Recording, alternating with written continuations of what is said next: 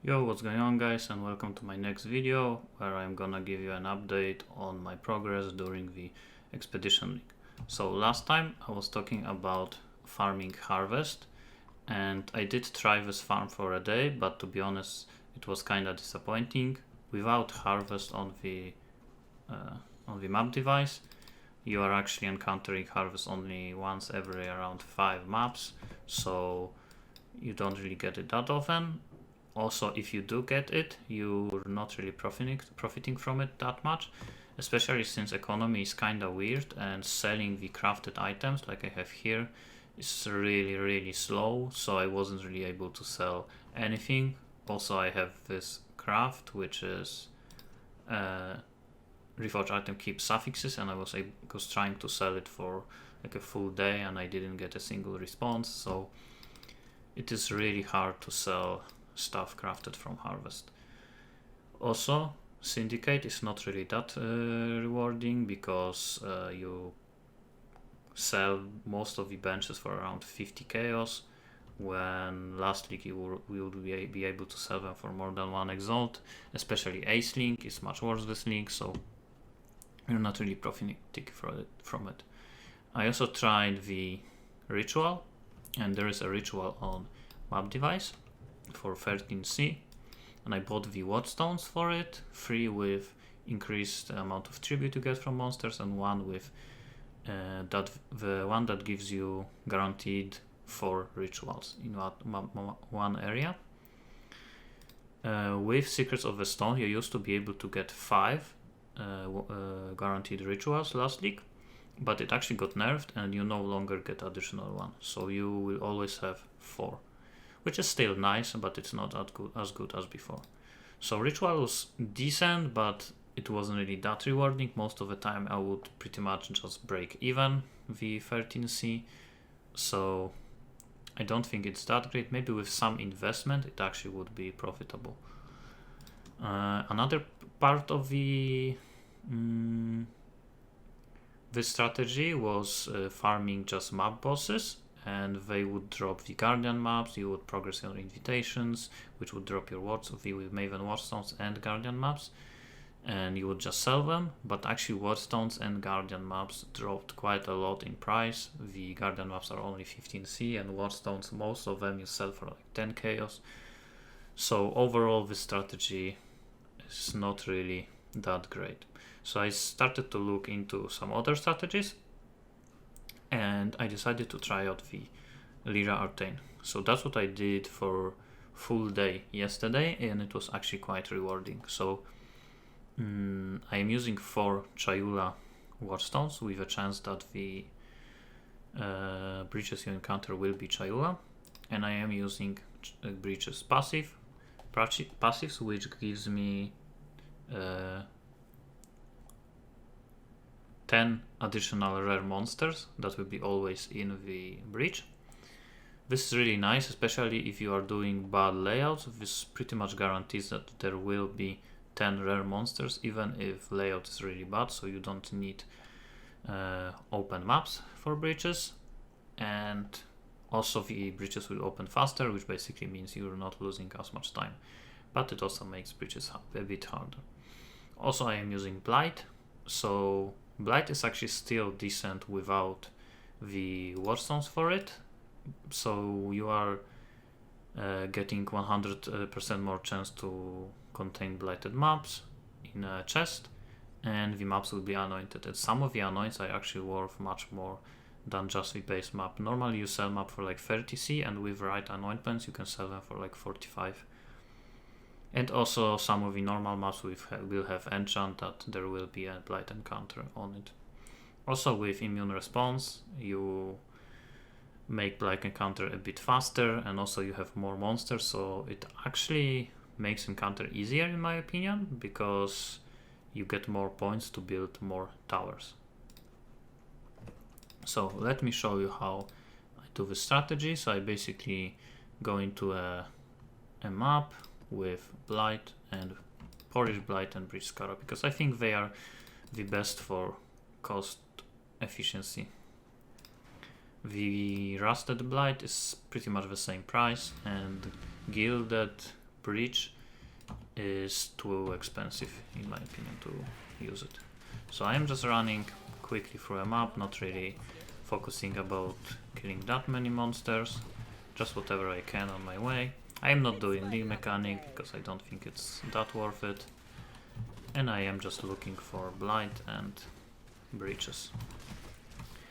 So also the reason why I am doing mostly the gardens and stagnation maps is because I was buying just a random tier 15 maps from people in bulk and horizon orbing them into the stagnation and gardens, because these two maps are the base tier 15 maps in Lira Arthain, so you can actually horizon orb into them, and it's much faster to buy random maps and horizon orb them rather than just trying to buy only Lira Arthain maps.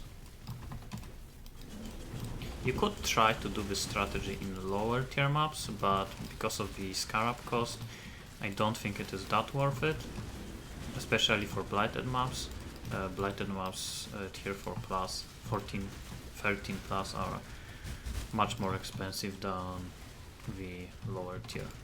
And in terms of breach stones, you get more splinters if you're doing high tier ones. Also, in terms of the pricings, the Chayula breach stones were going for around 140 C when I started the strategy. Now they are around 100 C, so they are going a bit down, but it's still really profitable. Also, the other breaches are decently worth it, like Ash, Tool and Zov you can sell for like 20 C, so it's still decent. So that's 30 C for this map, and this pretty much paid for both scarabs and the map cost. So you will not always get blighted map obviously, but sometimes you'll get 2, maybe even 3. So this is the tool breach, so not that great, unlucky, but still each like 4 or 5 splinters is 1 chaos, so it is worth to pick them up.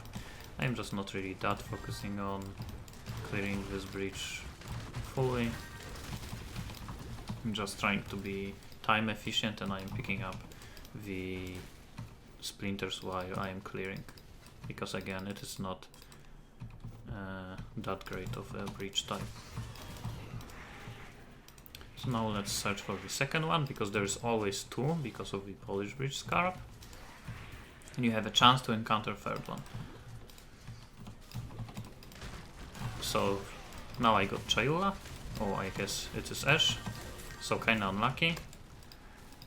Both of them are really bad, but still, even though they were bad, I did profit from Blight, and I do believe these splinters will also cover for the cost of the scarab, even though I didn't counter bad one. So this is why I prefer to use the Chayula Watchstones, because as you can see, even with 4 Chayula Watchstones, you will still encounter very often the other breaches. So if you would go for, let's say, 2 Chayula Watchstones and 2 Watchstones that increase the chance to that the chests in Blight that you find will be with oils or blighted map, you will just not profit that much from breach, and you still can profit quite a lot from blighted maps even without these Watchstones. So I am also killing map boss because I am progressing the Awakener, and you can also drop the Guardian maps from map boss, especially since I am using the Atlas passive for additional Guardian maps. So here and here. Okay, now let's talk a bit about the profits. So I actually was a bit lucky yesterday. So overall, I did drop the Zov's heart actually, which is not upgraded amulet, and I sold it for 5 exalts.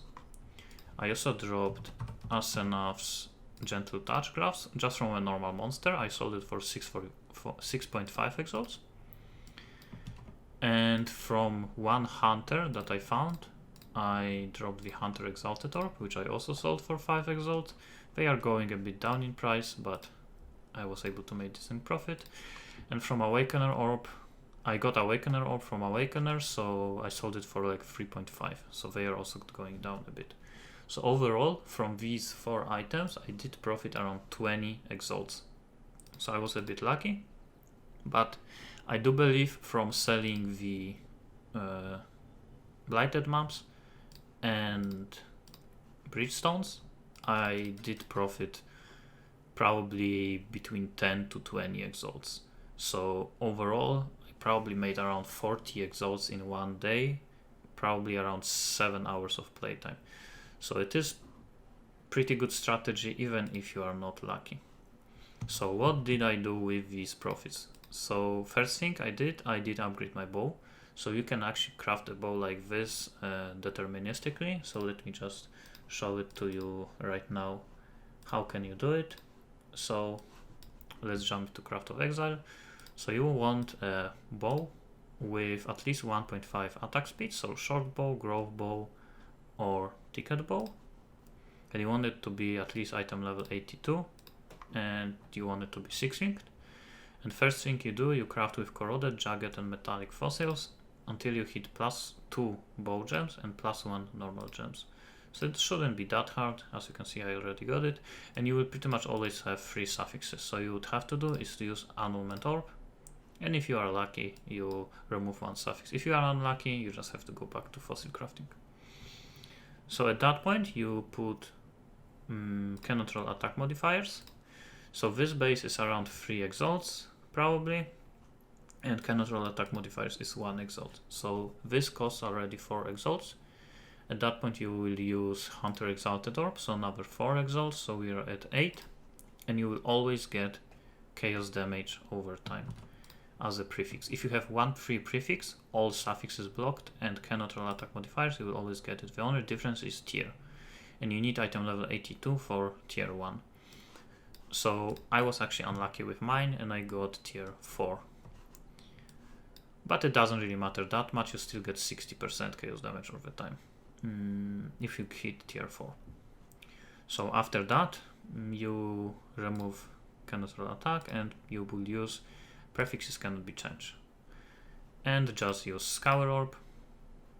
Then you put multi-mod.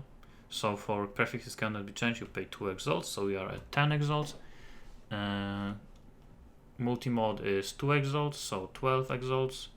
And then you craft chaos damage over time multi and attack speed, which is 1 Exalt. So overall, you will pay around 13 Exalts for this bow, if you just craft it yourself deterministically. There is also a second variant, where you can, instead of multi-modding it, you can use Veiled Chaos Orb. But if you use Veiled Chaos Orb, it is risky. If you hit 2 suffixes, you basically bricked an item. You just unveil it. Even if you get chaos damage over time multi, you no longer can craft attack speed. So you can actually basically brick your item. I mean, not really brick. It is still nice, but it's not the best. But you can get 1, then you unveil it, and you can get chaos damage over time multi, or you can get some attack speed. There is quite a lot of attack speed mods, so you can get 1 like this, and then you just craft chaos damage over time multi, and you have basically the same weapon, but you also have 1 free suffix, so you can just use Exalted Orb, get something whatever. You can get, if you are lucky, you can get Veiled Chaos damage over time and just craft attack speed, which would be a better amount of damage. And you also do not have to use the multi-mod, so you save to 2 Exalts. So it is a bit risky, but it can be cheaper and actually even better result in the end.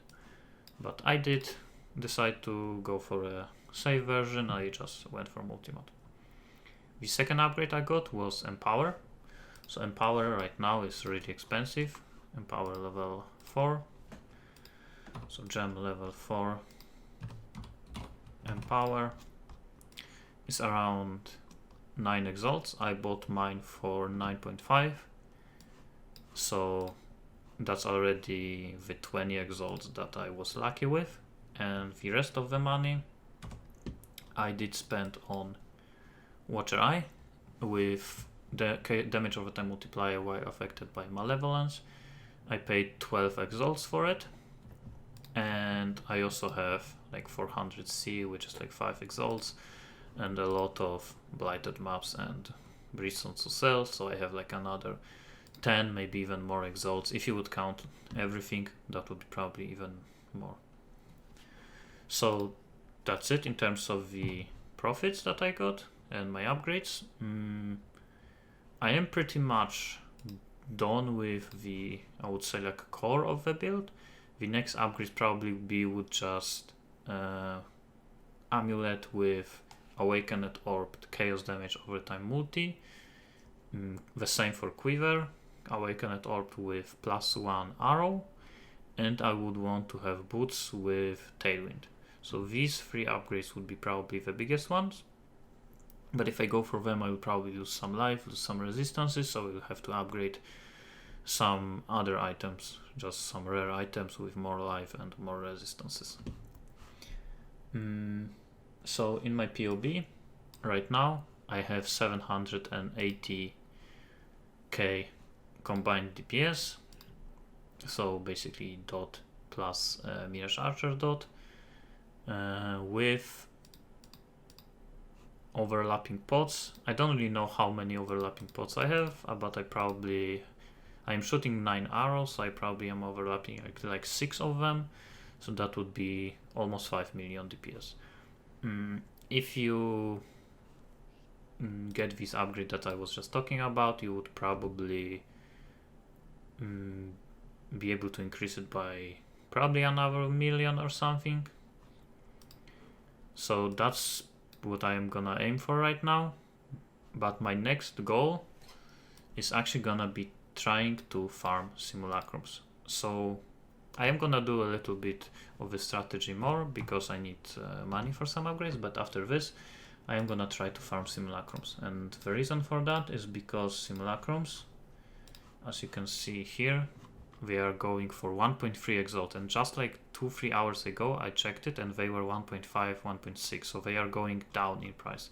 And the reason for that is because there is delirium on map device, so a lot of people are farming it, so they are getting a lot of simulacrum splinters, and at the same time simulacrums are actually really hard after the nerfs, so not that many builds can do it. So because of it, I believe there is a lot of money to be made from simulacrums this week. So I want to make this build capable of doing that. So after the nerfs, I checked the simulacrums like I said in last video, and it was pretty hard. I was failing last few days, but I do believe with the upgrade that I just got and that I have planned, I will be able to farm them even after the nerfs. So probably in my next video there is gonna be update on simulacrums, so make sure to check that out.